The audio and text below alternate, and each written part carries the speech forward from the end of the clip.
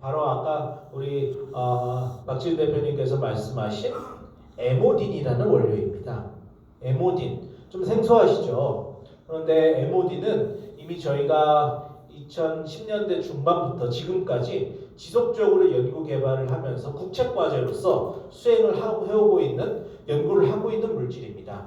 그 과정 중에 다양한 논문들, 아주 저명한 저널들, 그리고 특허들, 또 보고서들을 여러 가지 연구 학술 발표들을 다양하게 해놓고 지금 현재 이 국책과제에 대한 성공 판정에 더불어서 연이어서 또 이어지는 국책과제를 수행을 하고 있습니다. 현재도 진행되고 있는 원료 중에 하나가 바로 에모딘이라는 원료인데요. 이 에모딘이라는 원료가 두 번째 주원료로 디플 에디션에 들어가 있습니다.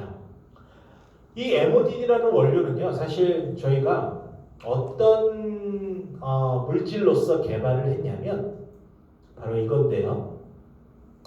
우리 사실 지금 대한민국 그 사망률 1위가 암이죠. 네, 질병 사망률 1위가 암이죠. 그렇기 때문에 어쨌든 지금 가장 우리 100세, 120세까지 살기 위해서 정복해야 되는 질병 하나만 꼽으라고 하면 암일 수밖에 없을 거예요. 그렇죠?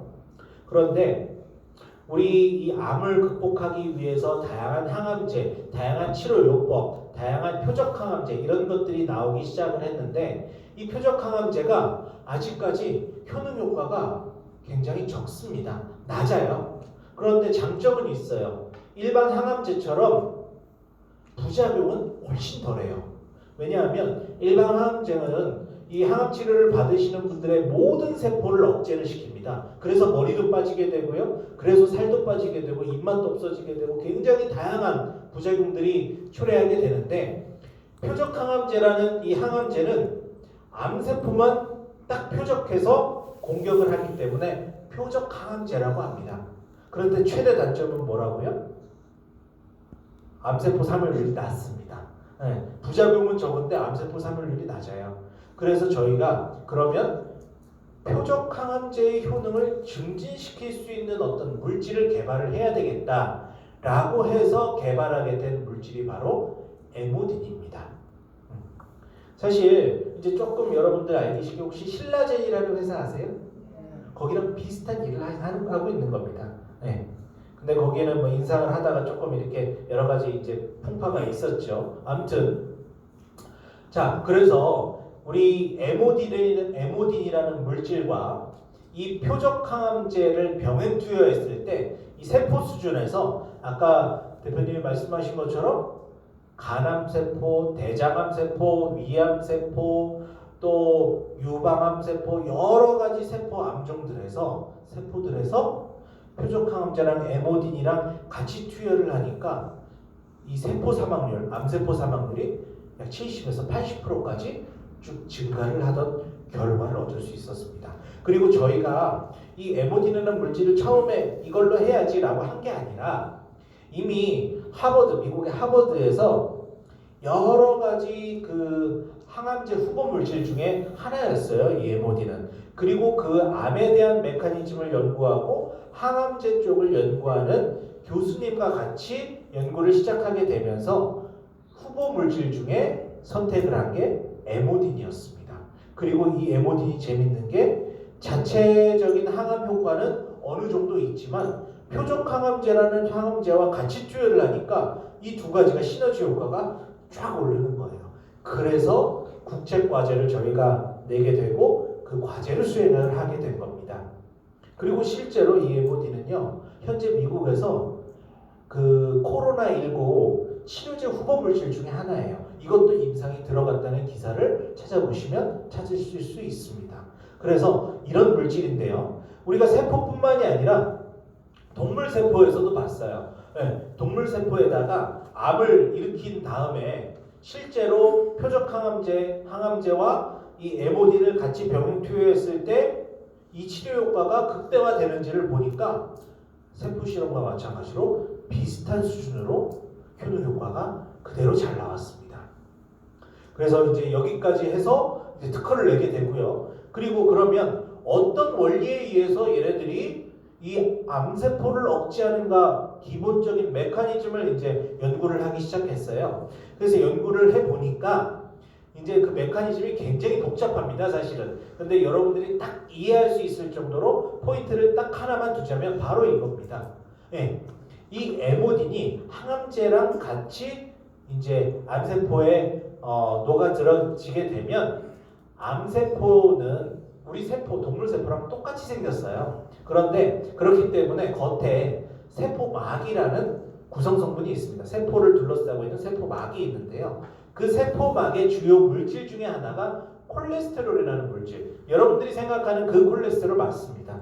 그 콜레스테롤이라는 지질들이 이 세포막을 이루고 있는 성분 중에 하나인데 에모딘과 항암제가 같이 들어가게 되면 이 세포막에서 콜레스테롤 생합성을 못하게 만들어줘요. 그러면 막이 없어지니까 어떻게 되는 거죠? 세포가 깨지게 되는 거죠. 그러면서 세포들이 사멸을 하는 메커니즘을 확인할 수 있었습니다. 자, 그러면 에모딘이라는 물질이 있는데 이 에모딘을 그냥 화학적으로 합성한 에모딘을 식품에 쓸 수 있을까요? 못하겠죠. 식품에 쓰려면 굉장히 막 어려운 과정이 필요합니다. 그래서 저희가 그러면 천연물들 중에서 에모딘이 많이 들어가 있는 천연물이 뭔지를 약 한 300여 종 천연물들을 다 스크리닝을 했어요. 그 중에서 많이 들어가 있는 에모딘이 많이 들어가 있는 천연물 두 가지가 있는데요. 하나는 알로에, 하나는 호장근이라는 원료였어요. 그런데 많이 들어가 있어봤자 우리가 일반적으로 수출을 하면 얼마나 나올 수 있을까요? 한 5% 정도 나옵니다. 5% 정도면 엄청나게 많이 드셔야 돼요. 이걸 어느 정도 효과가 있게끔 먹으려면 엄청나게 많이 드셔야 되는 양인데 저희가 여기에서 미생물 대사공학이라는 기술을 접목을 시키게 됩니다. 그러면 알로에라는 원물, 호장근이라는 원물을 미생물 가지고 저희가 잘 구성에 맞게 배양을 시키게 되면 이제 여기에서 포스트 바이오틱스 기술이 구현되는 겁니다. 원래 5%밖에 안 나오던 에모딘이 지금은 약 46%까지 나오게 됩니다. 저희가 지금 해피루트를 만들 때까지만 해도 38.8%였어요. 과제 보고서에서도 최종적으로 38.8%였는데 지금은 약 46%까지 그 수율을 끌어올리게 됐어요. 그러면 그 수율을 끌어올리는 1등 공신은 누가 한 걸까요? 우리가 여기에 접목시킨 미생물들이 그 역할을 한 겁니다. 이 미생물들이 이 원물들에서 자기가 필요한 영양원들을 뽑아 쓰면서 에모딘이라는 대사산물들을 만들어낸 거예요.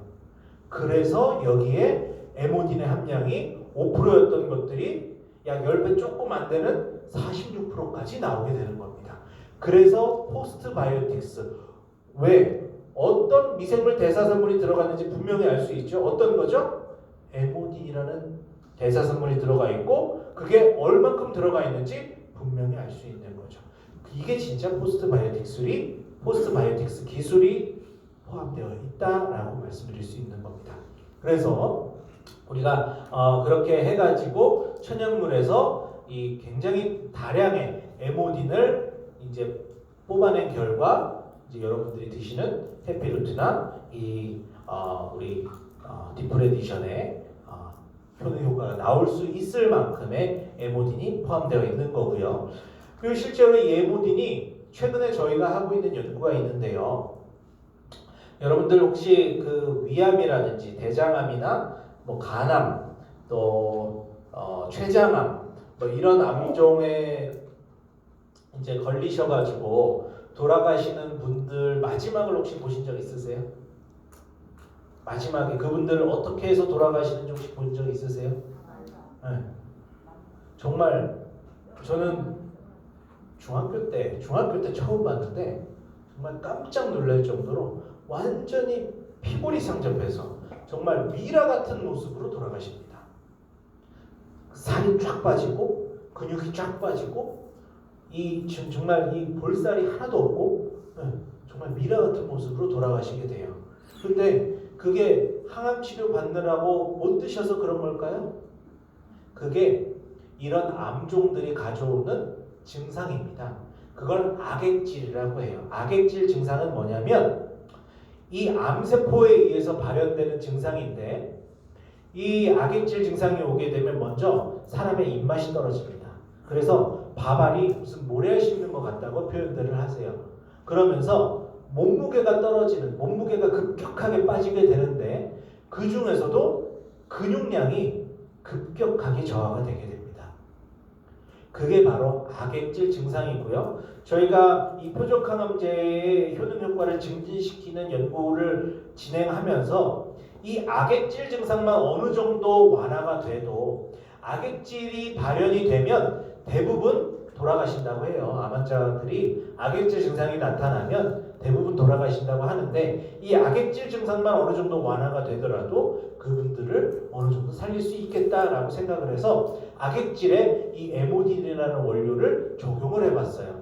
악액질에 어떤 메커니즘이 발현이 되는지, 왜냐하면 이 메커니즘이 아까 제가 그 세포막을 저해하는 메커니즘, 그 메커니즘 중에 하나가 악액질 증상에서도 활용이 가능해 보여서 이렇게 연구를 해봤더니 이 악액질 증상에서도 굉장히 좋은 효능 효과가 있는 것으로 판명이 되었습니다. 그래서 저희가 얼마 전에 이걸 가지고 또 특허를 냈어요. 근데 제가 이제 여러분들 뭐 악액질에 이 에모딘 디프레디션 드세요 이런 말씀을 드리는 게 아니라 왜 이게 우리한테 굉장히 고무적인 일이냐면 여러분들 이제 연세를 자꾸 드시면 뭐 여기 다 대부분 뭐 굉장히 혈기왕성하시고 건강하신데 연세를 드시게 되면 될수록 어떻게 되나요? 우리 근육이 점점 빠지게 되죠. 그게 어쩔 수 없는 현상입니다. 악액질은 단기간에 확 빠지는 거고 어쩔 수 없이 우리가 고령화가 되면서 근육이 점점 빠지게 되고 이 단백질의 합성이 점점 느려지고 그래서 근육이 제대로 합성이 안 되고 그러는데 그런 부분을 완화시켜 줄 수 있는 게 바로 에모딘이라는 얘기입니다. 그래서 내년에는 저희가 이걸 가지고 임상의 계획과 여러 가지 지금 이 정부 기관과 함께 지금 여러 가지 연구 그 베이스를 위해서 노력을 하고 있습니다. 그래서 이러한 그 암세포를 이식한 동물 모델에서 에모딘을 처리하니까 악액질을 유조하는 인자들이 훨씬 더 감소를 하면서 악액질 증상이 완화되더라. 그 얘기는 근육 빠지는 게 완화될 수 있다. 노인분들이 식사도 더 잘하실 수 있다. 그래서 실제로 해피루트 같은 경우는요, 암 환자들이 제일 먼저 빠르게 느끼는 증상이 뭐냐면 식사를 잘 못하시는 분들이 입맛이 돌게끔 만듭니다.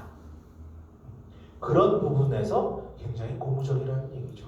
다른 거 물론 수술도 하시고 다 하시게끔 하지만 제일 중요한 건 항암 치료를 이길 수 있게 만드는 부분이 바로 식사하시게 되고 제대로 체력이 길러지게 되고 근력이 생기게끔 하는 게 첫 번째 과정인데 그 역할을 여기 들어있는 에모딘이 할 수 있다라는 말씀을 드릴 수 있겠습니다. 또 지금 제일 이슈되고 있는 게 코로나죠. 사실 여러 가지 이제 이 에모딘에 대해서 할 얘기가 굉장히 많은데 저희가 이렇게 에모딘에 대해서 할 얘기가 많냐면 에모딘만 가지고 지금 현재 몇 년 동안 지금 연구를 하고 있기 때문에 데이터가 많이 쌓여서 그래요. 이 에모딘이 코로나 바이러스, 이 코로나 바이러스는 이전부터 있었던 바이러스입니다. 새로 생긴 바이러스가 아니에요. 그런데 이전에 있었던 바이러스에서 조금 더 변종이 돼서 전염력이 엄청나게 강해지면서 전 세계를 지금 강타를 한 거죠. 그런데 이미 다양한 특히 바이러스에 관련해서 가장 전문 학술지인 안티바이럴 리서치, 그러니까 안티바이러스 리서치라는 이 논문들에서 이미 에모딘이 코로나 바이러스에 굉장히 코로나 바이러스를 억제하는데 효과적이다라는 논문들을 저희가 찾아보게 됩니다. 그래서 얼른 그러면 실제로 이 에모딘이 코로나 바이러스를 억제하는지 안 하는지 저희가 실험을 해봤어요. 이제 결과들을 보여드릴 건데요. 먼저 이제 이전의 논문들에서 어떻게 에모딘이 코로나 바이러스를 억제하는지 봤더니 우리 코로나 바이러스가 왜 코로나 바이러스인지 혹시 여러분 아십니까? 코로나가 이제 스페인어가 왕관이라는 뜻이에요. 그 바이러스의 돌기 끝부분이 이렇게 왕관처럼 생겨가지고 코로나 바이러스라고 합니다. 그리고 이 돌기가 사람의 숙주, 그러니까 숙주세포에 굉장히 잘 들러붙습니다. 잘 달라붙습니다. 그래서 전염력이 굉장히 강한 바이러스예요. 그런데 이 에모딘이 숙주세포와 이 코로나 바이러스의 이 단백질 끝에 돌기와 붙는 과정에서 먼저 붙어버립니다. 에모딘이. 그래서 코로나 바이러스를 억제하는데 코로나 바이러스의 감염력을 훨씬 저하시키는데 도움이 된다라는 논문의 요지입니다. 또 하나는 두 번째 논문에서는 실제로 이 코로나 바이러스가 숙주세포에 감염이 되었더라도 이 세포질 내에서 세포가 이온 채널을 통해서 이 바이러스가 숙주의 이온 채널을 통해서 막 확산이 되면서 증상들이 나오는데 이 에모딘이 이 이온 채널을 딱 막아버리기 때문에 더 이상 확산이 잘 안 되게끔 해준다고 해요. 그런 원리로 이 에모딘이 코로나 바이러스에도 굉장히 도움이 된다라는 얘기가 있었는데 여기까지는 이제 그들의 얘기고 저희가 그래서 코로나 바이러스와 에모딘의 상관관계를 분석을 해봤습니다. 지금 코로나19 바이러스와 이 그림을 보시면 이게 뭐냐면 이 코로나 바이러스의 쉽게 얘기해서 염기서열입니다. 이 RNA 폴리머레이즈라고 하는 염기서열이에요. 이 코로나 바이러스의 염기서열인데 혹시 여러분들 렘데시비르라고 들어보셨습니까? 렘데시비르? 미국에서 치료제로서 승인이 난 거예요. 코로나 바이러스 치료제로 승인이 난 그런 물질입니다. 이게 렘데시비르가 뭐 코로나 때문에 생겨난 건 아니고 원래 다른 쪽에 쓰이는 약물인데 이 코로나 바이러스와 렘데시비르의 상관관계를 보니까 이 렘데시비르가 코로나 바이러스의 염색체에서 염기서열에서 일정 부분에 들러붙어서 이 코로나 바이러스 염기서열이 더 이상 확장이 안 되도록 더 이상 증식이 안 되도록 해주면서 코로나 바이러스를 치료한다라고 알려져 있어요. 그래서 저희도 똑같은 실험을 해봤습니다. 이 에모딘이 어떻게 반응하는지 수백 번의 이 반복 과정을 통해서 저희도 보니까 에모딘이 오히려 이 렘데시비르보다 더 강한 결합 능력을 가지고 있었어요.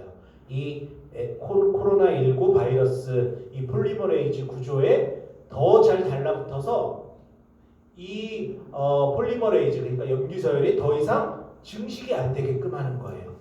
그래서 이 에모딘이 핵을 잘 통과해서 세포 내에서 코로나 바이러스 복제를 억제할 수 있었다.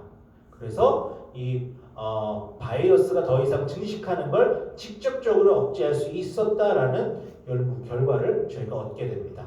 그래서 여러분들이 이렇게 사실 지금 매우 어려운 시기죠. 코로나 때문에 여러 가지 사업 활동이라든지 또 연말인데 이런 친목 활동이라든지 여러 가지 이제 활동들의 제약들이 많은데 뭐 물론 조심하셔야죠. 개인 방역 철저히 하시고 하시면서도 우리 지금 디플 에디션 그리고 우리 해피루트에 들어가 있는 이런 에모딘이 여러분들에게 그런 코로나19로부터 조금 더 보호해 줄 수 있는 메커니즘을 갖고 있다는 걸 여러분들이 아시고 정말 정말 필요하신 분들에게 꼭 제안을 하셨으면 하는 바람에서 이런 데이터들을 좀 말씀을 드리고 있습니다.